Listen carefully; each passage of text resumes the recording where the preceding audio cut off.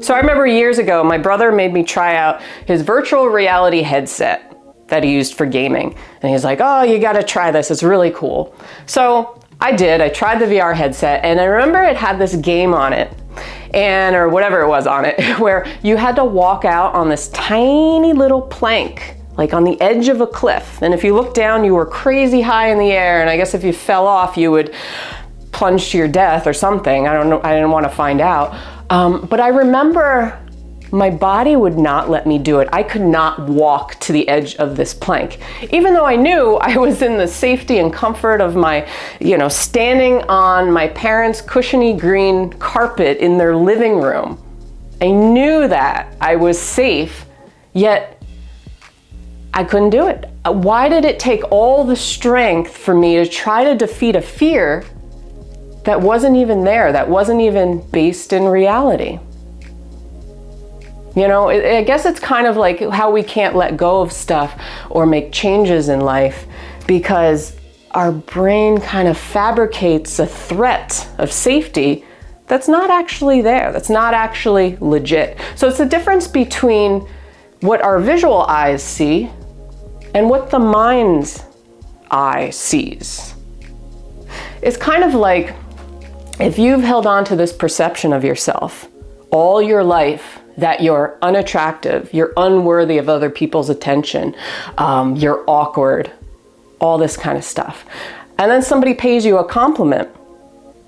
Your brain takes that information in and it says, this feels off, this is not part of my narrative. Therefore, this person or what this person is telling me must be a threat to my safety. It's like a foreign intruder. So I form the story that, okay, they clearly must be lying about this, or they're trying to intimidate me or interrogate me. They're a threat somehow to me, right?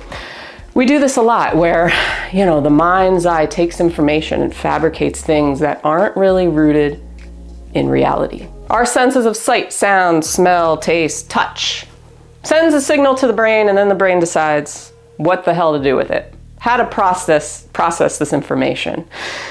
Have you ever looked at a word that you've seen a million times in your life, and suddenly the word looks wrong, it looks misspelled.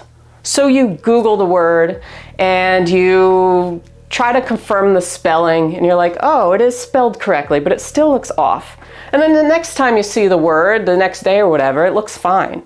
What is that about? It's like these little off kilters, and it's almost like our life, how sometimes things feel off or they don't feel like part of the story, and we get scared. It's kind of like looking in a mirror too. If you look in a mirror long enough at yourself, you start to look peculiar. You may start to get scared at yourself. And this is an exercise I'm going to give you today, is the 5-minute mirror exercise. So it requires just standing in front of a mirror, okay? And this is really a good exercise to kind of break through some of that energy you're holding on to of just, I don't know, just like holding on to narratives and stuff and kind of breaking through those fears that may not even be rooted in reality. But I want you to stand in front of a mirror. You don't have to do it now, obviously, because you're watching this video, but get close to a mirror. Get like super close and just look directly into your eyes, okay? Preferably the left eye, because here's a little face reading 101. The left eye is your private self as opposed to the public mask that you show to the world. But just stare into your eyes or one of your eyes and really take a look at yourself. Try to keep blinking to a minimum. Don't get distracted. Don't look around. Just look into your eyes. They say the eyes are the window to the soul, right? But just observe, the shape, the color, the light that's illuminating from your eyes. How large is the pupil of your eye? Look at, the iris and all the specks of colors and light and all kinds of stuff. And really look into your eyes, through you, okay? Like into you. And you'll notice that after a few minutes of doing this and not looking away, you may feel kind of like it's a threat or it's weird, okay? And then, what you might feel is that you're not really looking at you. It seems like you almost become outside of you, outside of your body. Not always, but this can definitely happen. And I've noticed, when I've done this just for a few minutes, 5 minutes or more than 5 minutes, it's odd. It's odd. If you look at yourself directly in a mirror, you can almost, with no distractions, and really look into you, into your soul, into the light of your eyes, you start to observe yourself from the outside. It can become that. And you look weird. You look like that word that's misspelled. And it's almost like a glitch in the reality. Now, when you're doing this, I want you to look into your eyes, and I want you to, you can say to yourself either out loud or in your head, okay, who am I? Who am I really? Who have I become? Who is this character I'm portraying right now? Where am I going? What do I want in my life? You can ask as many questions as you want, but the most important one is really, who am I? Who am I? And this exercise is really, I find, helpful for kind of getting out of our labels and identities and really looking deeper into ourselves. And, and then you can ask yourself, what am I scared of? What am I so scared of? What am I afraid of in life? It's just a 5-minute thing to really look beyond all those things that the mind has created for yourself and kind of pull yourself out of that or above that. And, it can be frightening, like I said, just looking at ourselves and being true and being real. And because we don't do that.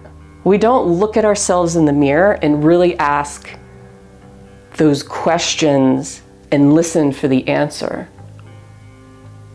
Because a lot of times we feel intimidated or we feel threatened and we feel scared, and then we quickly go back and try to normalize the situation.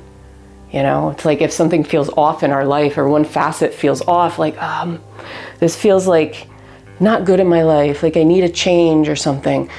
But then eventually, like, it goes back into the narrative, almost like it's pulling us back in to our comfort zone, our safety zone. And then it's all good and fine and we forget about that, right? Like these little off moments that we have. So I just want to, make you think about this a little bit today. If you want to do this exercise, like I said, 5-10 minutes is all you need. Find a quiet spot where you can just look at yourself. A lot of people won't even do this kind of exercise because they're scared to look at themselves.